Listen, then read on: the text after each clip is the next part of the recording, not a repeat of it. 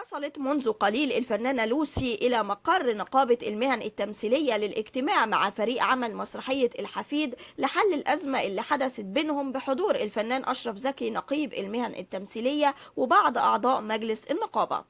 كشف الفنان أشرف زكي نقيب المهن التمثيلية إطلاق النقابة مبادرة للم الشمل بين فريق مسرحية الحفيد والفنانة لوسي بطلة المسرحية، وقال يعز علينا كنقابة للمهن التمثيلية أن نرى هذا المشهد بالأخص في المسرح القومي المصري اللي بيعد كيان كبير وضخم، وأكد أنه أكبر من أي خلاف. وأوضح الفنان أشرف زكي خلال مداخلة هاتفية ببرنامج كلمة أخيرة، وقال إن مبادرة لم الشمل اللي أطلقتها النقابة بتأتي في إطار إنهاء الخلاف بين أطراف المسرحية، سواء الفنانة لوسي اللي بتعتبر عضو من النقابة وكذلك الممثلين الشباب.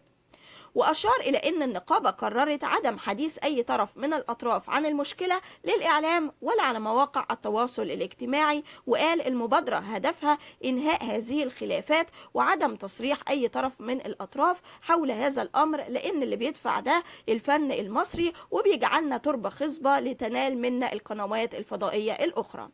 وقال انه بيثق في الفنانة القديرة لوسي وهي عضوة نقابة، وفي تقديرها واحترامها لكل من نقابة المهن التمثيلية والمسرح القومي وكذلك الفنانين الشباب.